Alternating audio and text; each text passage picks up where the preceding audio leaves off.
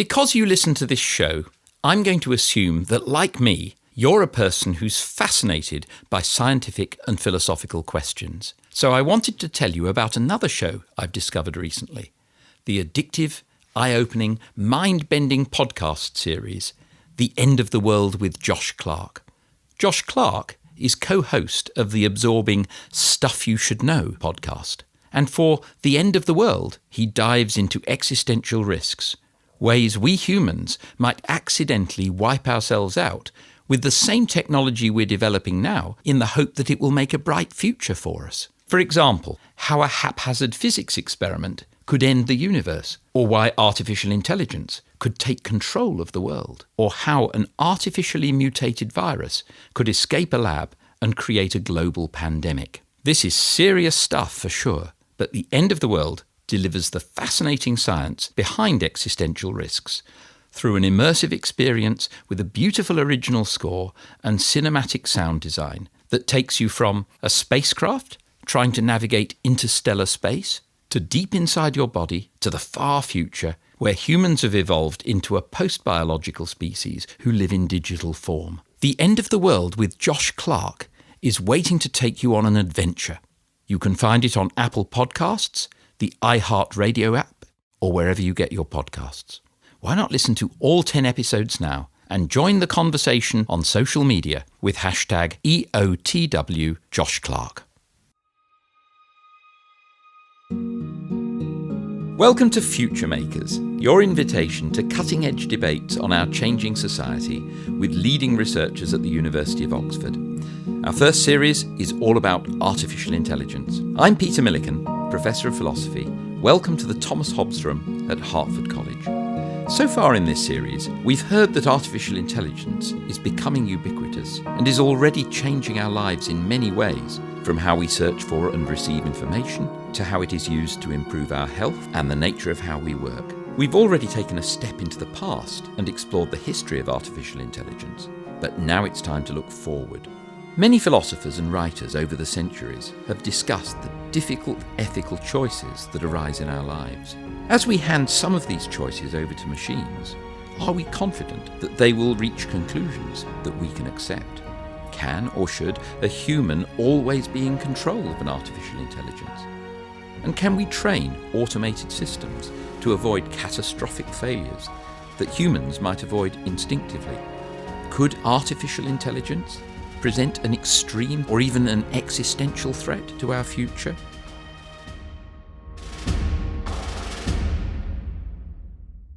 With me to discuss this are Alan Defoe, Director of the Centre for the Governance of AI at the Future of Humanity Institute, Mike Osborne, Co-Director of the Oxford Martin Programme on Technology and Employment, who joined us previously to discuss how AI might change how we work, and Jade Leung, Head of Partnerships and a researcher with the Centre for the Governance of AI. Thank you all for joining me. Thank you. Pleasure.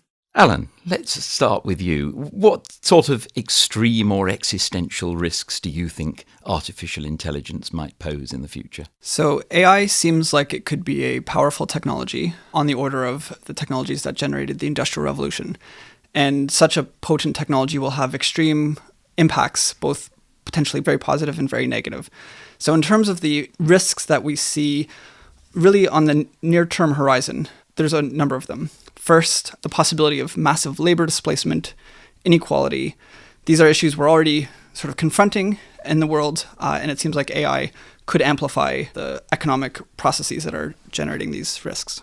There's plausibly going to be an increasing concentration of wealth globally. AI enables digital services to be more valuable, and digital services seem to have this property of generating a natural global monopoly. Because for any sort of service area where anyone in the world could be a consumer, because the provision of the service is usually very cheap, there's sort of almost zero marginal cost, like using Google Maps, say, then that leads to competition and fixed costs, which generates this winner-take-all dynamic in industries.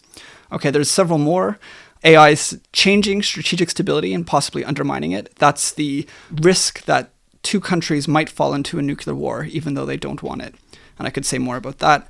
And then more generally, AI seems like it's going to be changing the character of military power, which is obviously something that countries are very concerned about, great powers especially, and could generate risks associated with it. One final risk is actually an opportunity in disguise. The risk is that because AI is potentially very disruptive, it could generate fears and anxieties and regulatory backlashes and reactions that impede the innovation of producing future AI applications, which would potentially rob us of the advances that AI would otherwise bring. So these might be in health, in education, in environmental sustainability, and so forth. One topic you didn't mention there is the worries about superintelligence, the idea that we might develop an artificial intelligence which gets so far beyond our capabilities that effectively it starts taking over the whole show. And there have been some worries raised recently about that, notably by Nick Bostrom, who's here in Oxford.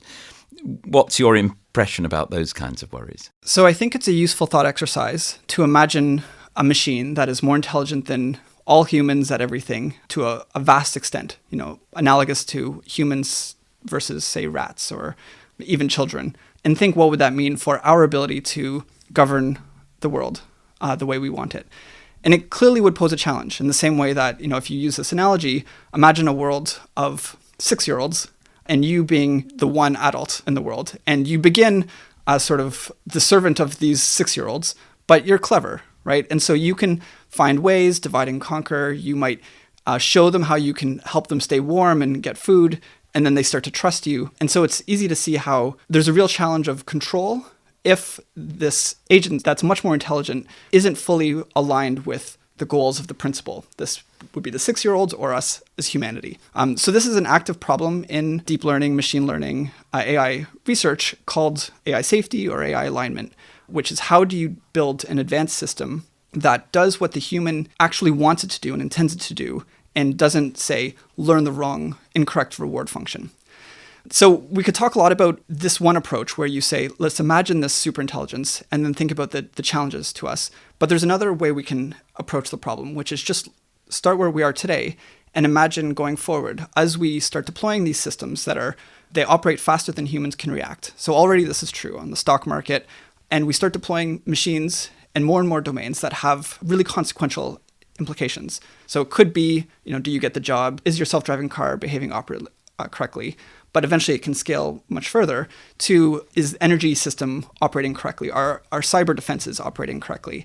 And maybe I think this is a useful way in, is to think about cyber defense and cyber offense in a world where machines are the only things capable of acting fast enough to be effective. So now we're in a world where humans design the systems and they train the systems. Maybe they don't even fully understand how the systems work, which is already currently a problem with machine learning.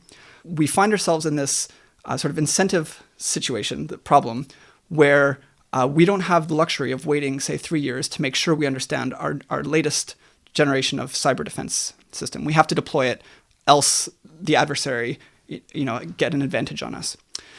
And in such a dynamic, we could find ourselves in the world where we don't know how robust our cyber systems are. We don't know what the risks are of a cyber flash crash or cyber flash escalation, where the sort of two cyber networks might, for hard to explain reasons, escalate rapidly. And the same might be true for financial systems, for these sort of fat tail risks of, say, self-driving cars being hackable at scale.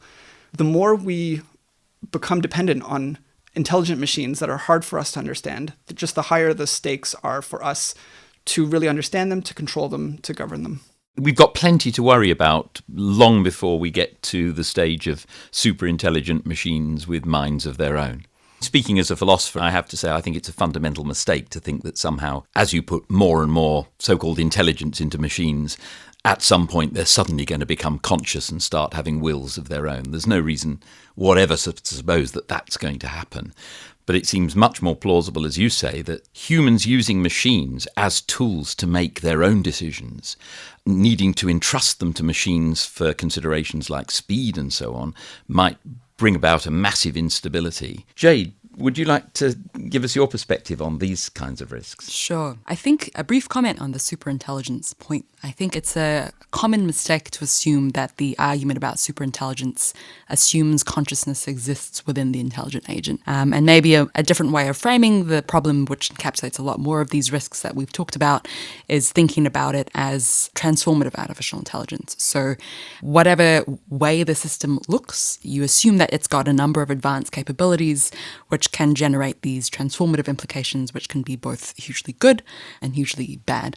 And I think there is part of the superintelligence argument kind of breaks down into a number of problems, and we call them the control problem and the alignment problem. And if we just focus on those two terms, I think also you can see a number of control problems that we have with existing artificial intelligence systems, or very plausibly going to exist artificial intelligence systems. And also the alignment problem is a similar one where you can see it manifesting in existing systems today. And so our inability to potentially control the way these systems operate, our potential inability to align them with the way that we want them to behave, those two fundamental problems about these systems that are very capable in some ways, but maybe we just haven't foreseen the way that they would all operate when deployed. I think that seeds a number of the risks that we currently see. Could you give a few examples of what you mean by the transformative factors and the control and alignment problems, maybe in particular domains where those might arise? Sure. Maybe let's focus on the use of artificial intelligence when it comes to being integrated into military systems. So I think that's something where you can see a lot of intention to do that, and a lot of existing actors are doing that today. So it's a very plausible and existing application of artificial intelligence systems. And I think it can be transformative for military capabilities. To what Alan said before, it can speed up the way in which these systems operate. And so the more speed advantage that you have when deployed on the field, that gives you an advantage over the adversary on a lot of different dimensions. Cyber is a very canonical example of this, but I think you can talk about this as well, just in terms of robotics and a bunch of different things. So it's transformative in terms of its ability to enhance the military capabilities of, say, a state actor or a non-state actor. But in terms of our ability to control a said military system, if a system is deployed and, say, we haven't deployed it in that given kind of active combat theater environment when testing it, say the data set that was used to train it didn't encapsulate a set of environmental factors that they're exposed to, then it could behave in a way that is unexpected and undesirable. It could potentially cause maybe more casualties than we wanted to calibrate it to do. And again, if it's an automated system, or in some circles we call it a human out-of-the-loop system, so you don't have the ability for a human to intervene and change the way the system is operating when it's already been deployed, that means we've lost control, quote unquote, of the system. And so that's an example of a control problem manifesting for a transformative military system that has artificial intelligence baked into it. With more mundane use of artificial intelligence, I mean, take self-driving cars, they're being tested hundreds of thousands of times. Now, with military weapons and so forth, you haven't got the same capacity for testing things. So isn't it a virtual certainty that they're going to act in unexpected ways? We have an incentive to test autonomous vehicles because they're everywhere. A lot of consumers use them. You have a lot of existing regulation around the way that vehicle systems are tested before they're deployed. And so we have incentives and regulatory mechanisms that kind of force us as a society to make sure those are tested. And one of the risks when you talk about whether we are robustly testing these systems enough, say in the military domain, is this kind of race dynamic that can exist when you're in such a rush to deploy an advanced system that plausibly some governments or some militaries will cut corners on this testing so that you can realize the strategic advantage by deploying the system early. I wouldn't say it's a certainty, and we don't want it to be a certainty that these systems aren't tested well.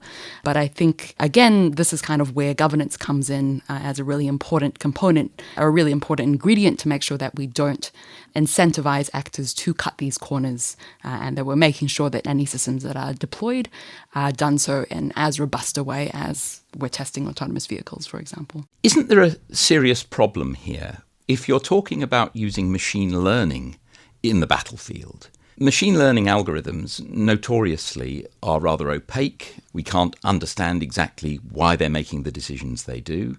If we apply those systems elsewhere, we find that we need to do lots and lots and lots of training before they get really robust and reliable. We simply cannot do that on the battlefield, right? We can't test them in real battle situations. I'm reminded of a very funny episode of Yes Minister many years ago when Sir Humphrey was explaining to Jim Hacker about torpedo systems. Basically, none of the new torpedoes could be guaranteed to work because there hadn't been the opportunity to test them. And Hacker says, well, don't we have any torpedoes that work? Yes, lots, Minister, but they're the old Second World War ones because there was lots of chance of testing. And now I don't know how much that was based on, real insight to military technology at the time, but it sounds fairly plausible, doesn't it? So how is it seriously dangerous bringing machine intelligence into battlefield weapons at all? I think you're gesturing towards a really important problem, which is this difficulty of making any sense of a guarantee that a system is going to behave in a certain way.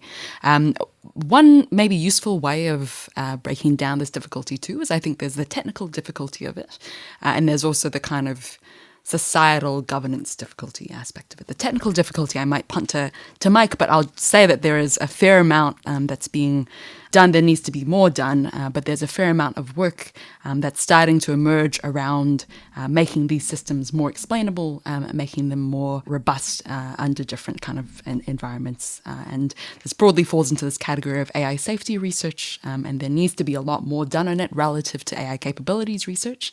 But that is certainly an area of research which there are some threads that you can pull on that seem tractable.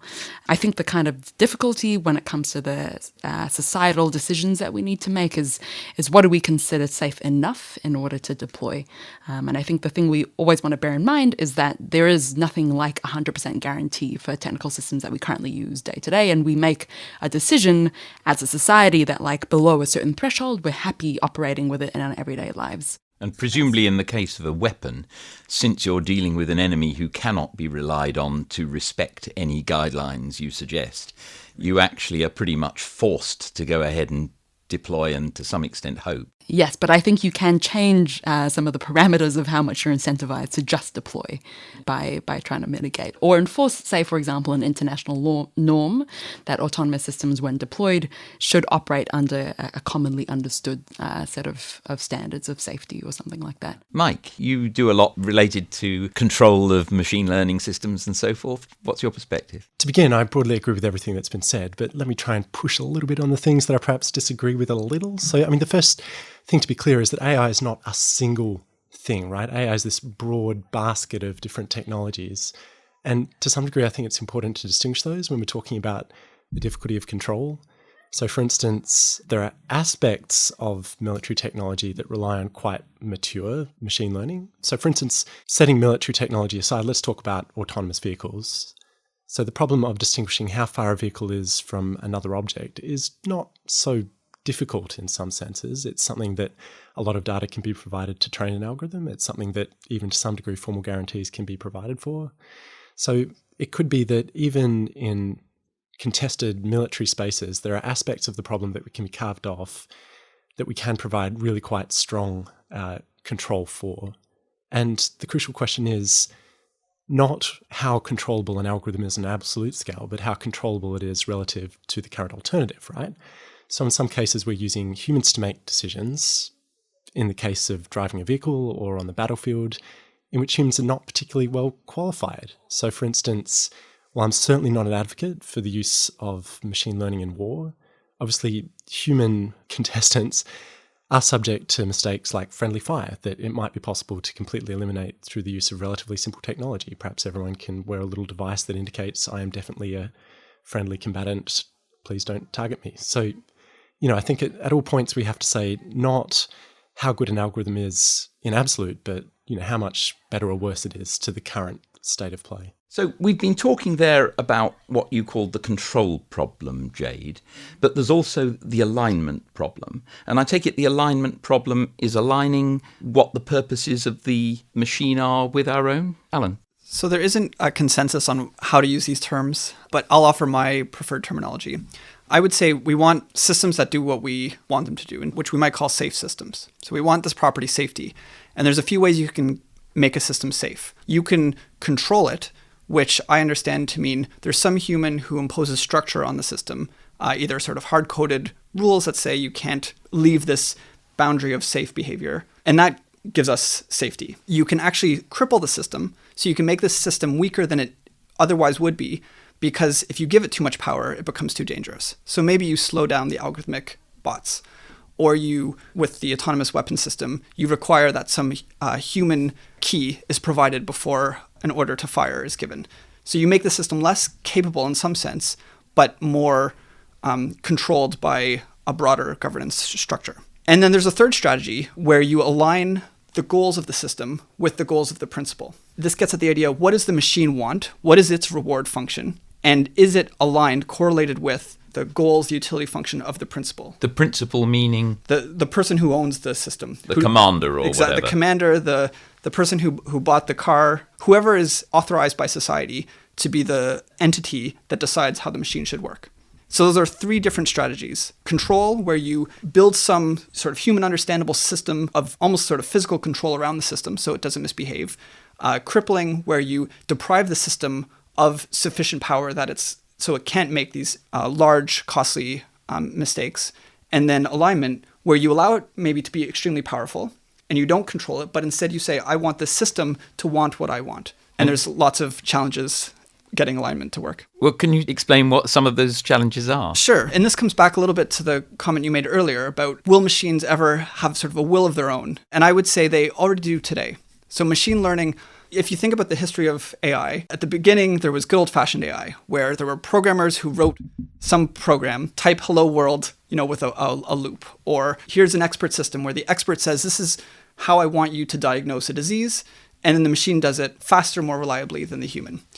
We have now entered this new realm of machine learning, and especially deep learning, where we have enough data and we have flexible enough algorithms and powerful enough computers that machines can solve problems in ways that the human experts don't even understand. Machines can learn to identify objects, to classify images, to play chess or Go with no human input at a superhuman level. And it does this because it's able to either generate enough data, in the case of gameplay by playing itself, or in the case of classifying images by being given enough images that are labeled. Now, the thing is, what does the machine will in those cases? We don't know because we don't give it a hard-coded utility function. So there's some kind of implicit will, and the implicit will is it's trying to get reward according to its training process. And so in the case of correctly categorizing images, that's relatively easy to understand because, if you will, the data distribution was static. Here's this distribution of images, there's some loss function, so it gets some reward or penalty for correctly classifying images, and then it wills, to the extent that it has a will, it wills to correctly classify images according to that loss function. Well, I'm going to pick you up a little bit on this to the extent that it has a will. One might very much doubt whether it actually has any will at all. What you're saying is it behaves as if it did, right? And when you talk about a reward function, I take it you don't mean that it's making it happy. You mean that there is some function being fed into it for which it's optimizing or something like that, right? I mean, it's trying to maximize the value of some function. So I might ask you, what do you mean by saying that an entity has a will? That's a very difficult and profound question. But what I would say is the computer does not have a will in the way that I do or you do, right? It doesn't have desires. It may act as though it has desires. We may decide to use the word desire metaphorically of it. But I don't believe that when, suppose I write a program that plays a game, I don't believe that program is getting any genuine pleasure from winning the game. So humans evolved in a certain landscape, right? An ancestral savanna landscape where the reward function was a little bit different than what current algorithms are being rewarded for, right? For us, it was sort of fitness, survival, reproduction. And through that process, we have this really complex algorithm in our head that makes us feel desires and have very competing desires: curiosity, power, love, happiness, comfort, and so forth. I will continue to go on, but maybe I'll first turn it back to you and say, what would be sort of a Turing test for a machine that would differentiate its will from a human will? What is the observable distinction you can make between the machine's as if will and a human's actual will? Well, I think the line I would have is this. When the computer works in a particular way, say, playing a game, I've written a program for it to play a game, I know why it is making the moves that it is. It's doing it because it's been programmed that way. I have no reason whatever for postulating any conscious intention in the machine or anything like that. Whereas I know from my own case that the way nature has made me work the way I do is through a lot of internal feelings, drives, desires, ambitions, etc. So I'm not going to allow the Turing test as a legitimate test of whether the machine has such things, because I know very well that it doesn't. Okay, so a few things. The first point will be machines today aren't programmed. They are trained, or sort of advanced software or AI through reinforcement learning is not programmed. So if we think of AlphaZero, which was the final iteration of the AlphaGo 0, and then AlphaZero, this is the machine that taught itself to play chess in something like 8 clock hours to a superhuman level. I think it was 4, actually. Remarkable. Yeah. The humans didn't program it, and humans don't understand what it's thinking. We're trying to. Chess masters love AlphaZero, and Go masters love AlphaGo for this because it's changed the game. It's playing new moves that makes them think in a new way about their passion, right? This is their calling. So we don't understand how it's thinking. May I interrupt at this point? I feel I have to point out that these algorithms are not absent the imprint of their human designers, right? It's not true that we have a complete black box that given any problem, any data set, will learn to succeed at the associated task. I mean, AlphaZero is a result of human designers injecting a particular bias, a particular goal within it.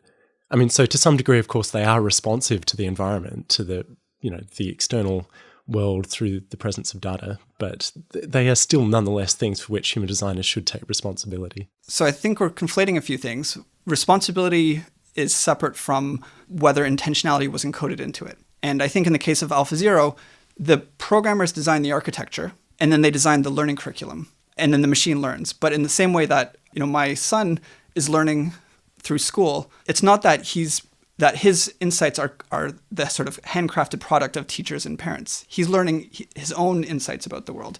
And so in the same way, machines today of this deep learning variety are coming up with concepts and insights that no human ever had. And that's maybe the first point to the question of the Turing test. But maybe the second one is, I don't think you can evade the Turing test by just saying, I reject it. I think another way of characterizing this is, what is the scientific evidence that would tell you are wrong? And if you can't articulate what that would look like, then it's not a scientific proposition. So you're appealing to Karl Popper's idea here of falsifiability. If I can't falsify a claim, then it's not a proper scientific claim if there is no conceivable circumstances in which it could be falsified. I mean, it seems to me that the nature of consciousness and the things that go along with that is very mysterious. It's something we don't understand very well at all. And now that's not surprising. Okay, I mean, we only know about the genetic code for, 50 years, 60 years or so. Our understanding of the biological basis of the brain is very inadequate. We're learning more and more about it. So what I would say is that with these algorithms, the learning algorithms, we do have a general idea of how they're working. I mean, I accept entirely what you say, that you can write a program where the program learns, say, to play a game better than you could yourself, and it, in a sense, learns new rules for playing it. Sure, but it's doing that by following an algorithm which we have put into it, knowing that that is what it's going to lead to. The hypothesis that there's some sort of consciousness inside the machine which is leading it to work in the way it does is completely unnecessary. It's gratuitous. There's no reason whatever for supposing any consciousness because it's not required to explain what's going on. Whereas in our case, that's quite different. And in the case of other comparable animals, it's quite different. Would you disagree with that? So you'll maybe note I haven't said consciousness yet because I don't think that term is, it's very confusing. It means many different things. And I don't think it's that necessarily useful. I thought the noun concept will was sufficient. The idea that the machine wants something, there's sort of an implicit goal. An implicit goal. I'm happy with an implicit goal. What I'm unhappy with is the idea that by developing superintelligence, we might end up with something like the Terminator scenario, where we have systems that become more and more sophisticated and complex, and then suddenly the system becomes self-aware and it decides it wants to do away with us all. I just don't see that. You don't need the emergent consciousness, this kind of anthropomorphic slave that throws over the shackles of its oppressor and kind of wants its own thing. I think it's enough to allow that the machine doesn't necessarily want exactly what we want. Right. It's reasonable to believe that, in part because we don't know what we want, right? So as machines scale up in power and as we deploy them throughout the world, they are optimizing for some goal. And if that goal isn't what we actually want it to optimize for, then we'll end up somewhere we don't want it to be. And it can lead to people dying, but I think that tends to generate sort of these science fiction scenarios that aren't as productive. I want to offer some examples that kind of illustrate how the machines have will of their own today.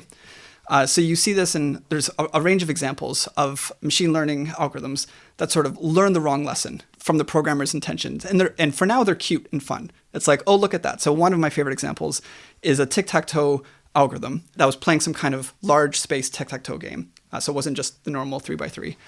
And it was an evolutionary algorithm, so it learned by playing and experimenting. And one of the winning algorithms won in a way that wasn't easy to understand from outside. So they looked at what was happening, and it turns out it was deploying a logic bomb. Because the x and y coordinates went off to infinity, it would choose values to place its x that were so far outside of the normal range that the other algorithm didn't have sort of proper memory management for that. And the other algorithm would crash, and then it would win by default. Which is, it's correctly optimizing for its goal, its reward function there, which is to win the game in the case where timing out means you lose. That's one example. There's a few other fun examples. A Tetris playing algorithm that, gets a loss if it loses. And it turns out they didn't specify what happens when you pause. So the agent learned to pause when it was about to lose, which is, again, a sort of a clever hack to avoid, the loss. Yeah. There's this boat racing example where the agent was rewarded for collecting points, which the programmers thought would lead it to drive around in this circle because points are sort of laid out along the track. But there was this one little corner where there was a bunch of sort of regenerating points, and the boat learned instead to just go around in a circle in this place. So in all these cases, you have the agent learning a solution to the problem that was not what the programmers intended. Yeah. They're really clever and they're cute to observe, but these are simple, dumb programs today. And as we start deploying systems, at scale, making billions of dollars, those sort of clever solutions that weren't what the principal intended, and in that case, the principal will be the government or the world's people. We might no longer laugh about these clever solutions. And then just to finish this idea that an agent that is pursuing one goal will come up with sort of clever solutions along the way is now being deployed for unsupervised learning. That is learning where you're sort of just trying to figure out the world and solutions to almost any problem within the world, rather than a specific targeted solution that the programmer initially intends.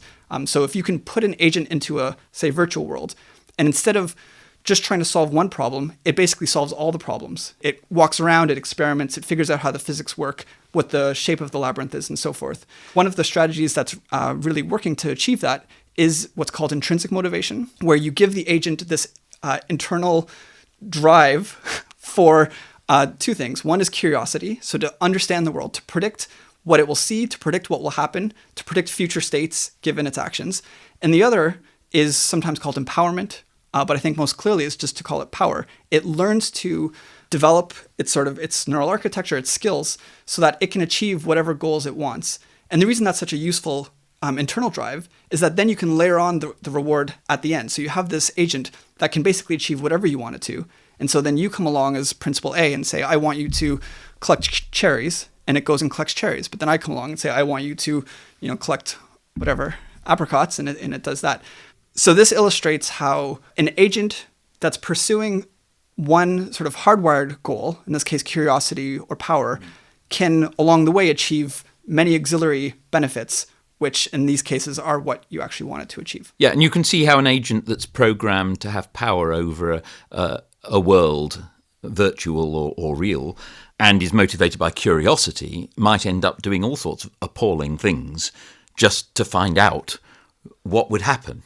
I'm curious about what you look like inside, so I'm going to cut you open. But a common objection to the worry about superintelligence is that the machine learning tools usually are like idiot savant, right? They learn to do one thing extremely well. We program them so that they are able to do some recognition task, say, fantastically well. But they can't simultaneously be trained to do lots and lots of different tasks equally well. Is that the case? That is broadly representative of the state of machine learning today, but it shouldn't be described as a sort of fundamental obstacle to the development of superintelligence, right? So we know of at least one pretty good algorithm for developing like truly intelligent agents. It's evolution. Like we know it's worked on the planet Earth to develop intelligences that are reasonably capable at least. So, given enough computation, we could probably apply that same algorithm on a digital computer to produce something that is, roughly comparable to human intelligence. That sounds ever so like the optimism that's been periodically going around with artificial intelligence for many, many years. I mean, we've had waves of optimism, and then it hits reality and it turns out to be much more difficult. At the moment, we have this wave of optimism about machine learning, but the problems that we have to solve to get anything comparable to the competence of a higher animal, let alone a human, that's way beyond anything that's technically achievable at the moment, isn't it? So actually, I mostly agree with you, because I think there is certainly a lot of hype in machine learning, and the capabilities of today's algorithms are often overstated. But at the same time, we shouldn't overstate our own abilities, the abilities of humans. So as I was saying before, the important question is really, how does a machine compare against a human? And I think in a lot of respects, humans are quite limited. And even a relatively simple algorithm that's better targeting what it is that's really wanted from a task could do a lot better job. So really the way that technology is likely to proceed is that we'll sort of carve up task space into these quite well-defined boxes, and within each of those little boxes we'll find a really good algorithmic alternative to whatever humans are doing today. So this is assuming, though, that humans, we have a box of tools in our brain which can do various specific tasks. But actually one thing that's very noticeable about us and other animals is that we can deal with all sorts of situations which may initially seem intermediate between things that we used to, and we deal pretty well with those. So we're kind of multi-purpose, aren't we? And is there on the horizon any way of dealing with that within machine learning? So I'm firstly going to agree with you for the most part. So yes, it is absolutely true that machine learning today works only within these quite crisply defined boxes. We are very far from a truly general purpose intelligence. So to give just two examples where I don't think we're going to see autonomous intelligence anytime soon, creativity is still very far away. So certainly there are some algorithmic approaches to creativity today. They're very good at sort of churning out an endless sequence of creative objects. They're very bad at distinguishing the quality of those objects, in that they're very poor at discerning what it is that humans actually value. Second of my examples is social intelligence, where, again, algorithms just don't have the data set that would correctly characterize everything that's going on in human social life. I think we will nonetheless make progress by eventually better understanding what it is that humans do, being able to describe it more crisply, finding these boxes that sort of tile the space of human capabilities, and with each of those boxes filling in the algorithmic alternative. And all the spaces between the boxes. Alan? I want to ask for clarification on what kinds of timeframes we're talking about here. So Mike said anytime soon. Others have said foreseeable future, But, the history of working on AI is only several decades long. True. And I would say, even if we're being extremely conservative in the sense that we don't think advanced general AI will come anytime soon, suppose we have 100 years, which seems, I would think, like a very long timeline. 100 years to prepare for the emergence of an entity that's more capable than us in every respect of intelligence. Actually, I'll take that 100 years, but even that is a huge task that we ought to take seriously. So, we definitely shouldn't hyperventilate about it and splash on the cover of every Economist and Wired that AGI is coming around the corner. But I think we should take it seriously. I think the challenge of this century, but if it's among the top 5 or so global challenges that we need to figure out how we are going to best maximize the upside and best reduce the downsides, because it could go either way to a very large extent. So one issue is whether it's coming soon. But another issue is whether we should take it seriously. And I would like us to take it seriously. I think the one thing I'll chip in as well is we've spent a lot of time talking about the potential downsides and wanting to avoid all of these risks. But as Alan alluded to, there's a huge amount of opportunity to gain here if we get it right. And taking it seriously means making sure that we're navigating away from as many of the risks as we want to avoid, but also navigating more towards being able to use these kinds of systems to realize opportunities that we want to gain. And as Mike alluded to as well, humans are often pretty bad, but we only have the benchmark that we have for us executing on certain tasks, and we don't perform particularly well in things like global coordination. We're not doing a terribly good job in climate change. So if we have the ability to design systems that can do a better set of things than we can, that's also one of many reasons that it's worth pursuing this challenge. Right, yes, when Alan was talking, I was thinking about climate change, actually, and he was suggesting we've got 100 years to prepare. I mean, the experience of both things to do with the climate, but also to do with Brexit, is that actually people's minds get concentrated as time gets shorter.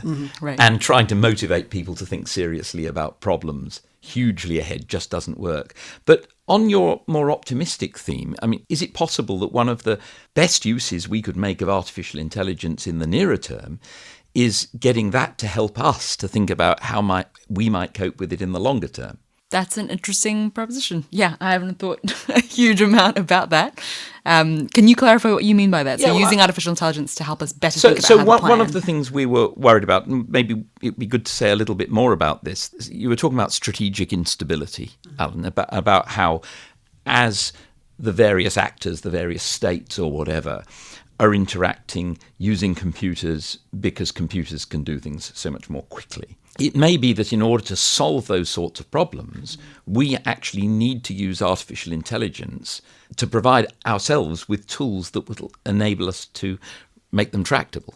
I could give a concrete example. So, I mean, certainly I think AI is useful in forecasting. So if we're trying to forecast technological progress, how capable AI is going to be by a particular time horizon, machine learning seems like a very useful tool.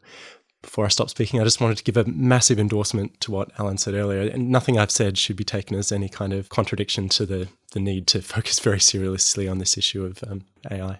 Yeah, maybe there's two senses in which we can use AI to solve our global challenges. The first sense, which I think is very compelling, is that AI will unlock these technological opportunities that then make our other problems easier to solve. So in the case of environmental sustainability, AI could empower new kinds of, or generate new kinds of material sciences, and new kinds of physics exploration through, so to give a little bit more texture, if we can simulate the physics environment, chemistry, with enough accuracy, we can then deploy reinforcement learning or just other kinds of brute force methods to discover new materials. And that could make more efficient batteries, more efficient solar cells, and so forth.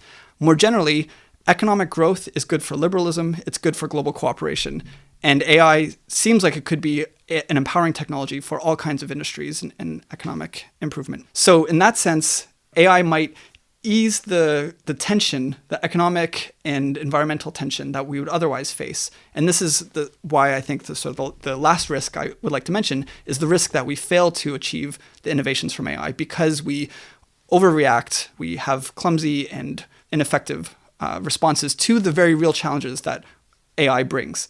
This is why we need to sort of both take AI seriously, but also in a prudent, calm manner so that we're not overreacting.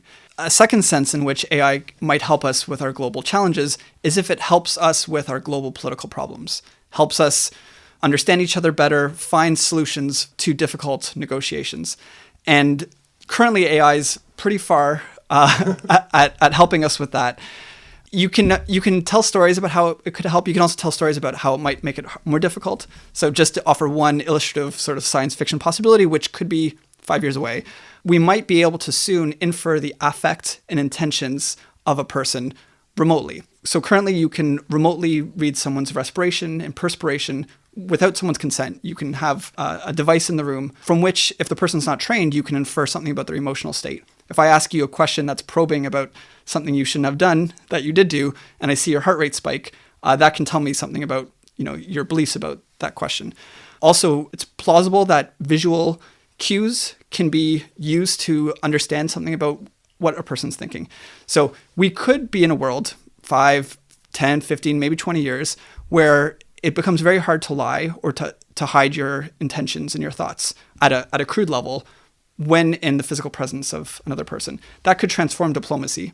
Now, probably there'll be countermeasures, there'll be training you can do to protect it. Maybe diplomats wear masks, but that's just one example of really a wild card. It could take us in different directions. I agree with the potential, but I'd recommend we proceed with very great caution along that direction, right?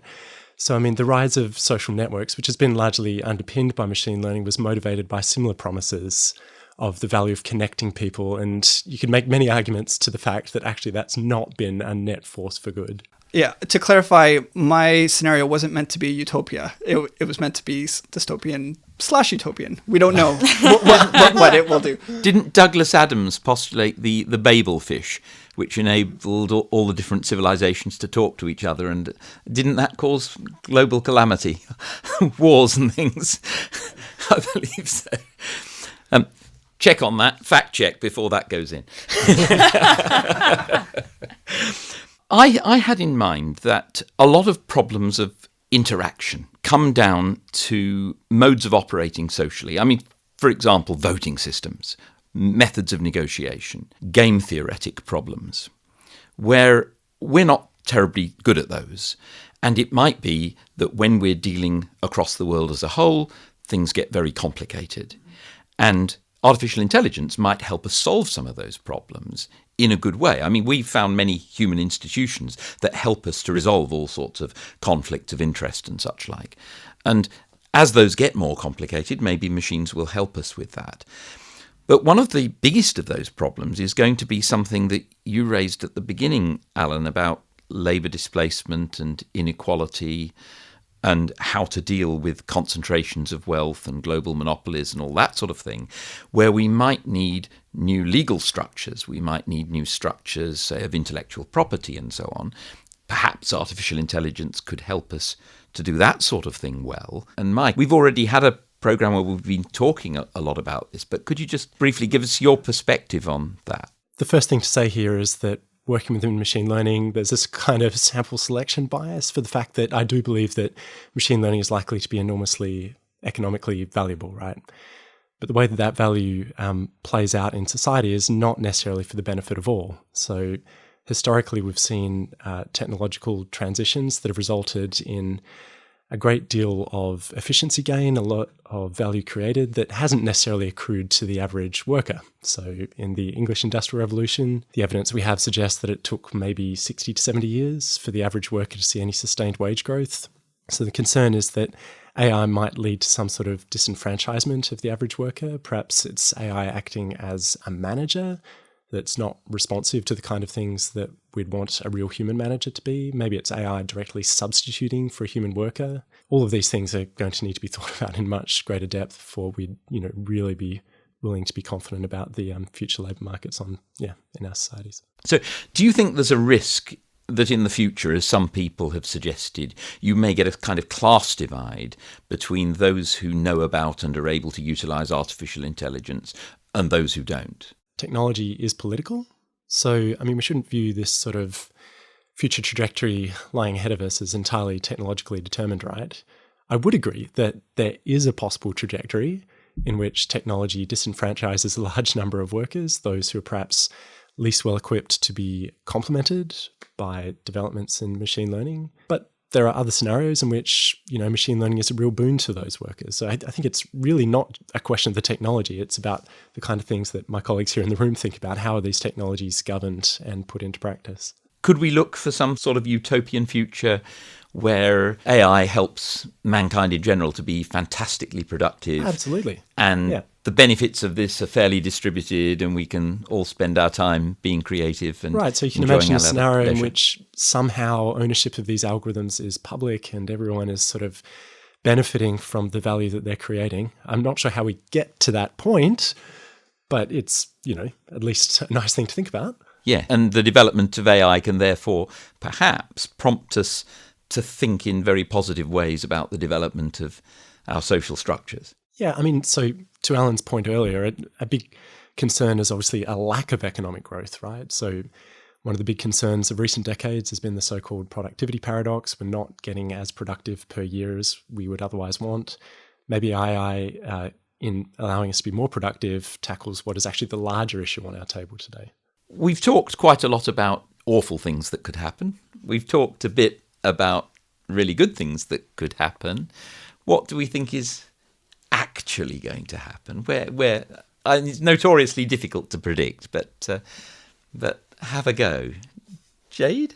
I think the only thing that I'll go on record saying is that we have a lot of work to do, particularly when it comes to the governance, thinking through what governance outcomes we want to aim towards and putting in place the foundations and the pieces that we need to put in place now to ensure that we kind of follow that trajectory. I completely agree with the framing of this not as a technologically determined problem, but it's going to be informed by how this technology progresses, but all of the decisions that we make along the way of developing these systems and deploying these systems, those are decisions that we're making as a society.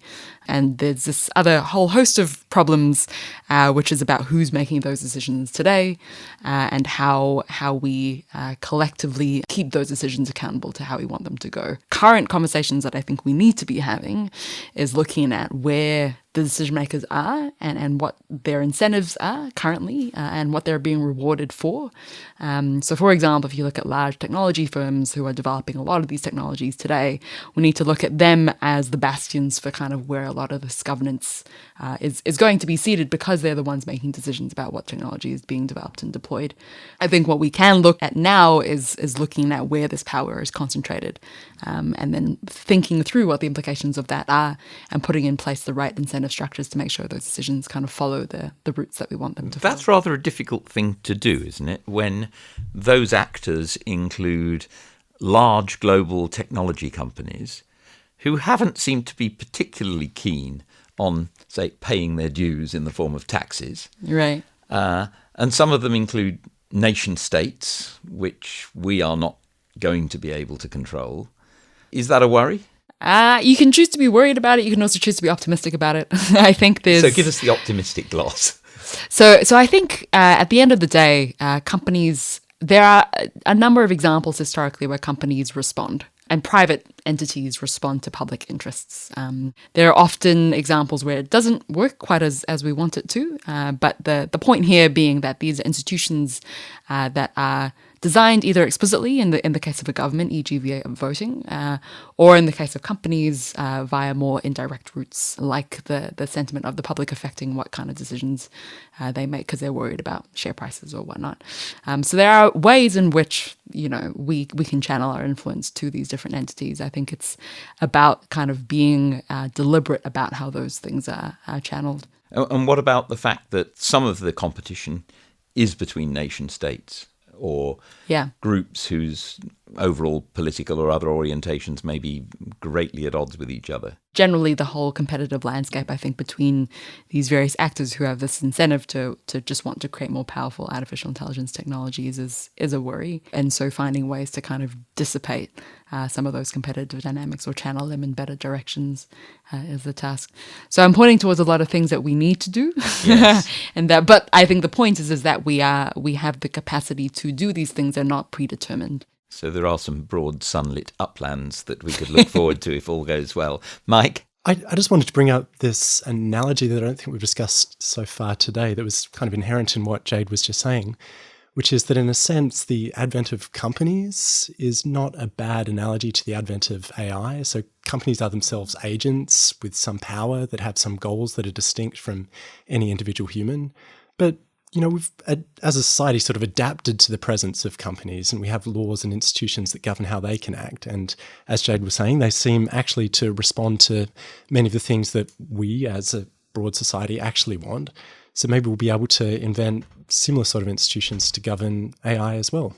Yes, and just to continue Mike's analogy, with companies, we've governed them pretty well. And it turns out this profit motive, as sort of Adam Smith foresaw, where each company is pursuing its own profit, given suitable regulations, leads to an emergent pursuit of society's interests as sort of a collective interest, but with some failure modes, right? Occasionally a company cheats on its emissions technology, right? So their society created a regulatory framework and the company wanted to maximize profit and found sort of a way of cheating, right? Optimizing that wasn't how society wanted it to optimize. Similar with, cutting corners with environmental infrastructure and other assets. So in general, I think this analogy is useful for seeing both how we can succeed and the rich set of institutions for controlling, for aligning the incentives. Also, a nice thing with companies is we have often whistleblower processes where individuals within the company can kind of report what the company was thinking when it misbehaved. As we saw with the recent Facebook report in New York Times, what Sheryl Sandberg said actually matters to the sort of culpability of this institution. And in the future, or in today, we can do that with AI. We can look at what neurons are firing. We can audit decisions and behavior of AI systems. However, the disanalogy starts in that companies today are very intelligent, perhaps smarter than any one human, but they're still composed, the sort of intelligent nodes within a company are humans with machines and protocols and bureaucracy. And so we're able to govern those with other combinations of humans and machines and bureaucracy. As we start deploying intelligent machines in those companies to make profit, we're, in the sense, going to need equally intelligent governance entities to make sure that companies are aligned with the common good, with the interests that we want it to be aligned with, and not pursuing some narrow or perverse interest. Could you spell out why that would be? I mean, I can see that the way in which things work within some company might get very hard for us to understand. But the effect that the company is having on the world outside, isn't that going to be relatively straightforward to discern? You don't think so? I think maybe a useful example would be Enron. So companies can blow up the financial system in a way that is hard to see from outside. So Enron, they were the smartest guys in the room. They were the most innovative company for several years going, and they were innovative. They were really good at optimizing. In this case, they ended up optimizing for accounting shenanigans, and they just hid massive amounts of debt in these accounting black magic, which eventually exploded and had a ripple effect on the economy. So I think if you're a powerful entity of the size of a large company, and you're very smart, and you're smarter than your regulators, or more powerful than them, you can capture your regulators, you could do a lot of damage. But you're talking largely about fraud, information, hiding the truth. So it might not even be illegal when they start doing it, right? Yeah. So the pathologies that people point to with Facebook, there were no laws against creating a social medium in which people are being incentivized or sort of rewarded for anxiety or for political polarization. Facebook was just providing a product, and it turns out they had this sort of misaligned reward function that they wanted to maximize time on site or clicks. The sort of algorithm that achieves that, one of the sort of emotional states it puts you in is perhaps being anxious or insecure. So you keep going back to Facebook to seek validation. Or it wants to keep you in your space of political obsession. So it shows you either outrageous news or news that caters to your worldview. But in that case, I mean, the harm that can do has become obvious enough to us. We don't have to be clever enough to have dreamed up those methods ourselves, but we can see the harm they're doing. Are you suggesting that in the future, companies that are driven largely by AI may end up doing things where we can only identify the harm by ourselves using AI to do so? They may at least have the harm they can do turbocharged by the advent of AI, so it may happen faster and at greater scale than's been possible in the past.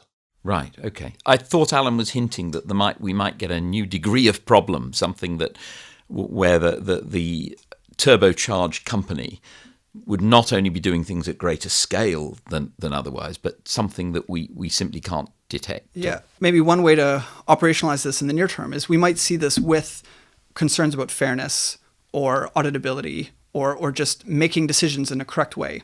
So as algorithms are being deployed in consequential domains with political, ethical implications, we may need other kinds of AI-type insights and solutions to govern them. So it's not just that we can, if we have the algorithm, a human can look at it. We may need a superior algorithm or protocols for inspecting algorithms or for proving that they behave according to certain properties. Right. So in that sense, governance needs to be as sophisticated with AI as the deployment of the systems in order to govern it well. Well, that's a very nice note on which to end. It links back to an earlier podcast we had actually about fairness of algorithms, which was fascinating. But also it ends a little bit on an optimistic note that AI might provide some of the solution to its own problems, both in this respect and in those we've touched on earlier. Thank you all very much. It's been a very interesting discussion. Thank you very much. Thank you to Alan, Jade and Mike for that fascinating discussion. And listener, I hope you've enjoyed it as much as I have. If you'd like to share your thoughts about our Futuremakers podcast, why not leave us a review? And if you've liked this episode, please do give it a rating and let your friends know about the series. In our next episode, we'll find out whether China is now leading the way in artificial intelligence. I'm Peter Milliken. Thank you for joining me on Futuremakers.